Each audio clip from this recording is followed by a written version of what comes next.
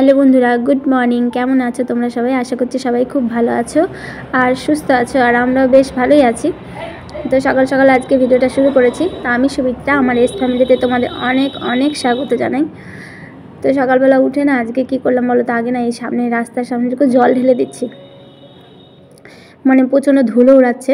মানে এই যে কিছুদিন আগে ওই যে জলের পাইপলাইনের কাজ চলছিল, তো এই যেটা খুঁড়েছিল পাইপগুলো বসানোর জন্য, তো তারপর থেকে না এই ধুলো উড়াচ্ছে খুব, তার জন্য এই জল ঢেলে দিলাম সকাল সকাল, যাতে একটু ধুলোটা বসে।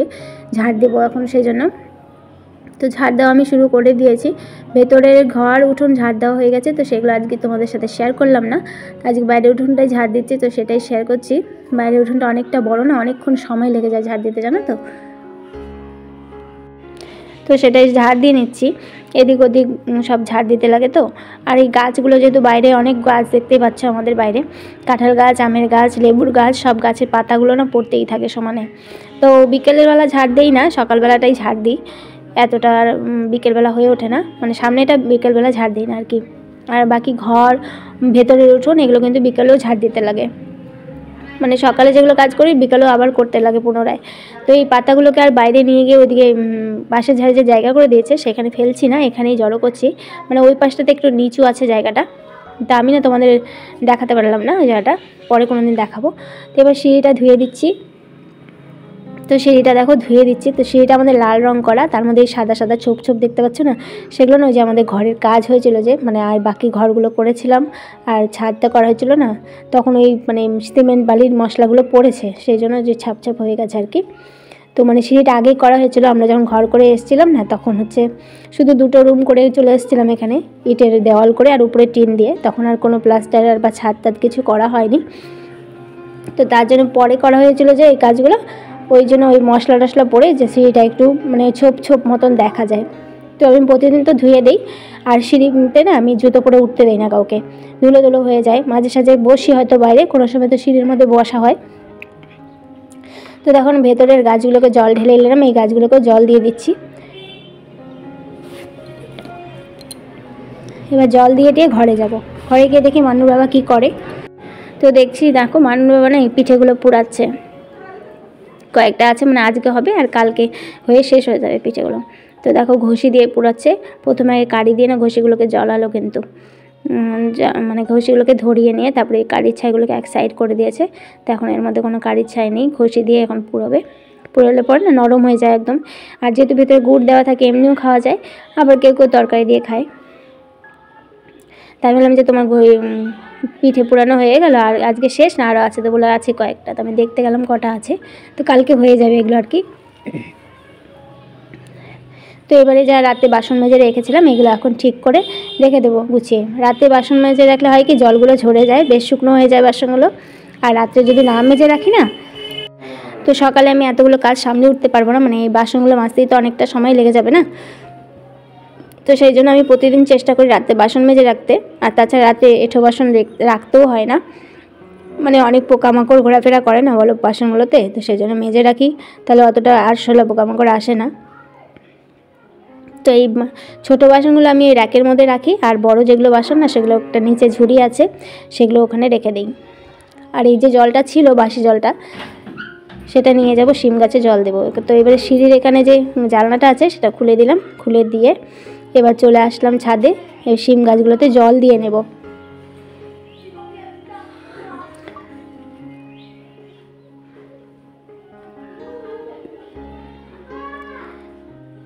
তার এই ইয়েটার মধ্যে বাস্কেটের মতন যে দেখতে পাচ্ছ, ওটার মধ্যে না থার্মোকলের ওটা, ওর মধ্যে গত বছর চন্দ্রমল্লিকা গাছ লাগানো হয়েছিল, সেটার থেকে একটু গাছটা হয়েছে আবার, তো ওর মধ্যেও জল দিয়ে নিলাম। আর ভিজে কাপড় যেগুলো ছিল গতকালকের, ওগুলো এখন মেলে দিচ্ছি। আর ভালো মতন সূর্য কিন্তু ওঠেনি, দেখো সূর্য আজকে উঠবে কিনা তাও জানি না। তো কুয়াশা কুয়াশাই আছে, তবুও একটু হাওয়ার বাতাস যেহেতু হয় না, শীতের দিনে কাপড় কিন্তু শুকিয়ে যায় তাড়াতাড়ি, বর্ষার দিনে শুকোতে চায় না। আর শীতের দিনে একটা ইয়ে হয় কি, কাপড়ে অতটা গন্ধ হয় না, আর বর্ষার দিনে ভেজা কাপড় রাখলে কিন্তু গন্ধ হয়ে যায়। রোদ না উঠলেও ওই যে হাওয়া টাওয়া হবে তখন শুকিয়ে যাবে।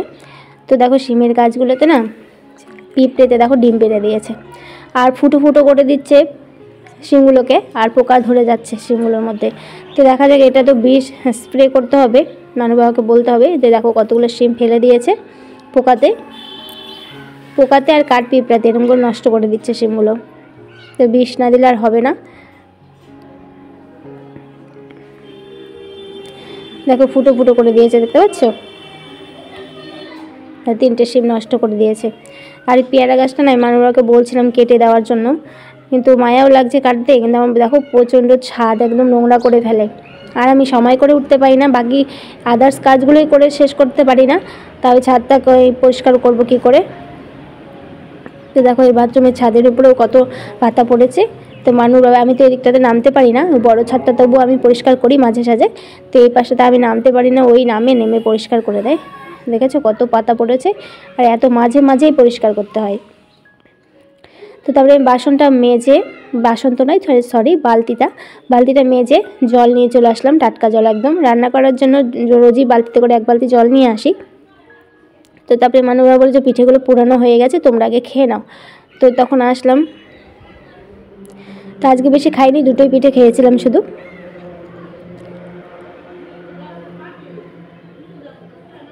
তো পিঠেগুলো আগে এভাবে করে ধুয়ে নিচ্ছি। ধুয়ে নিলে হয় কি, ওপরে ছাইটাইগুলো যেগুলো থাকে ওগুলো পরিষ্কার হয়ে যায়।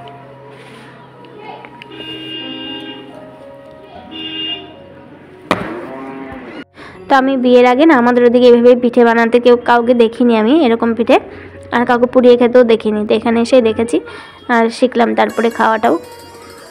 তো তারপরে কয়েকটা কাজ ছিল, সেগুলো সেরে নিয়ে স্নান করে নিয়েছি আমি। স্নান করে এখন পুজো দিয়ে নিচ্ছি। প্রথমে তুলসী মঞ্চতে জল ঢেলে নিচ্ছি। আর এই তুলসী মঞ্চে দেখো না, গোপালের ফটোটা দেখে না একদিন মোহিত বলে কি, মানে আমার ছোটো দেওয়ারের ছেলে আসেই তো মাঝে মাঝে, তোমরা দেখোই, ওটাকে দেখে বলে কি ভাই ভাই বলছে। আর ও যখনই না মনে করো ওকে যদি লক্ষ্য না করি, ও এই পাশটাতে চলে আসে, আর এই পাশে এসে যে তুলসী মঞ্চের সামনে যে প্রদীপটা আছে, থালাটা ঠাকুরের মানে সন্ধে দেওয়ার জন্য, তো ওইটা দিয়ে না ও সমানে উলুলু করতে থাকে, জানো না? তো ও দেখে যেহেতু আমাদেরকে করতে, তো ও এমনটা করে। তারপরে ঘরে পুজো দিতে চলে আসলাম। তো এবার প্রদীপটা ধরিয়ে নিচ্ছি, ফুল বেলপাতা যা যা দেওয়ার দিয়ে দিয়েছি, দিয়ে তারপরে প্রদীপটা ধরিয়ে নিলাম। তা আজকে না নকুলদানা দিয়ে পুজো দেবো। তো আজকে আর ধুনো ধরালাম না, ধূপকাঠি ধরিয়ে দিলাম। বেশিরভাগ দিনই ধুনো ধরাই আমি।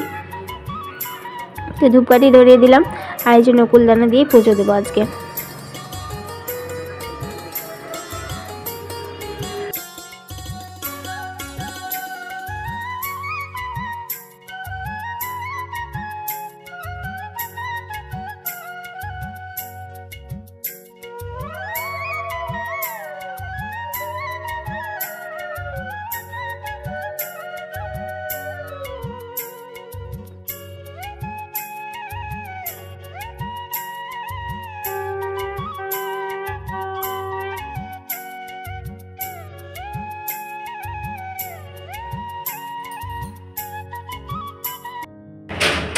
রেডি হয়ে নিচ্ছি বন্ধুরা সেন্টার যাওয়ার জন্য, এসে তারপর কথা হচ্ছে।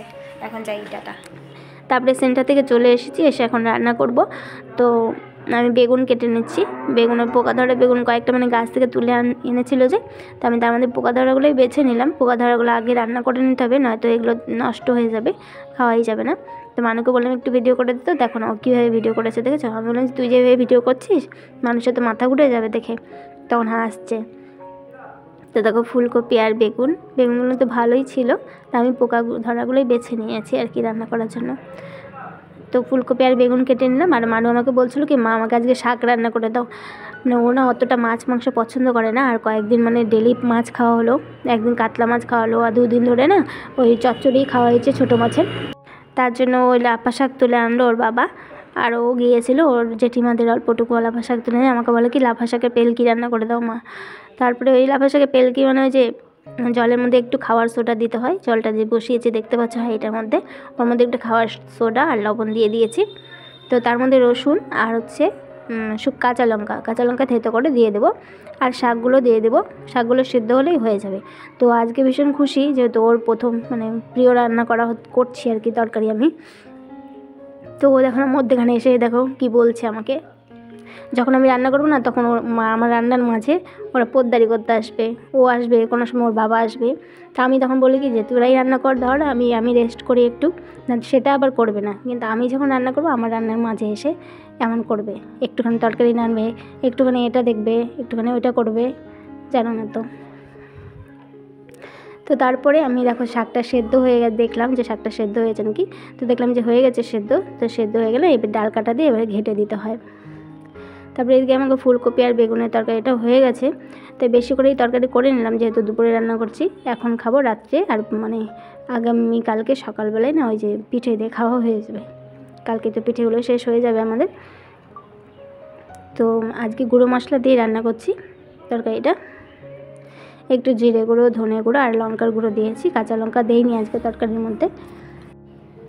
তো তারপরে এখন এই সব মশলা, গুঁড়ো মশলাগুলো দিয়ে নাড়াচাড়া করে নেবো। আর শাকটা আমাদেরকে হয়ে গেছে, গ্যাসটাও অফ করে দেবো, আর বেশিক্ষণ ফোটাবো না। তো একটু জলটা বেশি হয়ে গেছিলো, তো তার জন্য একটু ফুটিয়ে নিচ্ছিলাম।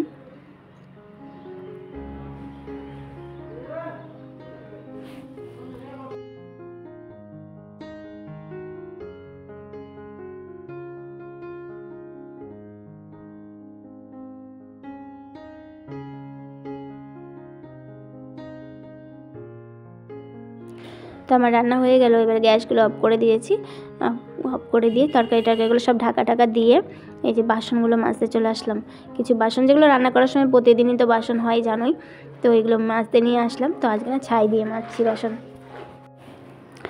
তো আমি ছাই দিয়ে না শুধু এই হাঁড়িটাই মাজি, কালি হাঁড়িটাই। তো আজকে ওই যে ঘষির ছাইগুলো হচ্ছে কয়দিন ধরে, তো এই ঘষির ছাইগুলো দিয়ে না বাসন মাজতে খুব ভালো লাগে, তাড়াতাড়ি পরিষ্কার হয় বাসন। তো ওই ঘষির ছাইয়ের মধ্যে একটু সার্ফ মিশিয়ে নিয়েছি আর পরিষ্কার করে বাসনগুলো মেজে নিয়েছি। কারণ বাসনগুলো মেজে ধুয়ে ঘরে নিয়ে চলে এসেছি, এসে এখন গ্যাসটাও পরিষ্কার করে নিচ্ছি সুন্দর করে, গ্যাসটা মুছে নিচ্ছি। যখন নিরামিষ তরকারি রান্না করি না সেদিন কিন্তু গ্যাসটাও তো নোংরা হয় না। যেদিন মনে করে একটু মাছ টাছ ভাজা করলাম বা মাংস রান্না করলাম, সেদিন না বুঝে পাই না তেল ছিটেটা খুব বেশি পড়ে। তো আজকে কিন্তু অত তেল ছিটে পড়েনি, তাই একটু মুছে নিলাম একটা ভেজা কাপড় দিয়ে। আর সংসারে এত কাজ হচ্ছে না, মানে কি বলবো, কাজগুলো করতে করতে মানে আমার সময় হয়ে উঠছে না।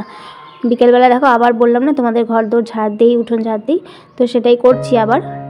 খাওয়া দাওয়া করে নিয়েছি, মানু পড়তে গেছিলো আর ওর বাবা ডিউটি চলে গেছে। তো আমি এদিকে ঘর উঠোন সমস্ত ঝাড় দিয়ে তারপরে একটু রেস্ট নেব। তো মনে করো যে মনে হচ্ছে কি 24 ঘন্টায় যদি দিন হতো তাহলে খুব ভালো হতো আমার জন্য। মানে আমার মনে হচ্ছে সময়টা কম পড়ে যাচ্ছে, কাজ সেরে উঠতে পারছি না। এখন তার মধ্যে ঠান্ডার দিন না, তাড়াতাড়ি রাত সন্ধ্যা হয়ে যায় কাজ সারতে সারতেই। তারপরে এই ছাইগুলো সব এই বস্তার মধ্যে জমা করে রেখে দিই, তোমাদের তো বলেছিলাম কালকেই। তো ছাইগুলো এখন বস্তার মধ্যে রেখে দিচ্ছি। তো এগুলো থেকে নিয়ে বাসনও মাজছি আমি। আর এগুলোতে এক বস্তা মতন জমে গেলে না ওই সবজির খেতে দেওয়া হয়, সবই ছাই আর ডিমের খোসা টোসা সব জমিয়ে রাখি আমি এভাবে করে।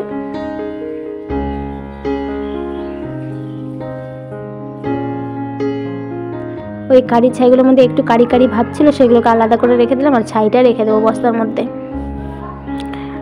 সারাদিনে মনে হচ্ছে সময়টা এত কম পড়ে যাচ্ছে, একটু বেশি সময় হলে মনে হয় কাজগুলো আমি সেরে উঠতে পারতাম না, কি না তাও শেষ হতো না। সংসারে কাজ কোনোদিনও শেষ হয় না বন্ধুরা, একটার পর একটা অনবরত চলতেই থাকে। তো এখন কিন্তু আমি এই কাজগুলো করে নিয়ে তারপরে রেস্ট নেব না, অন্য কাজ আছে সেগুলো করব।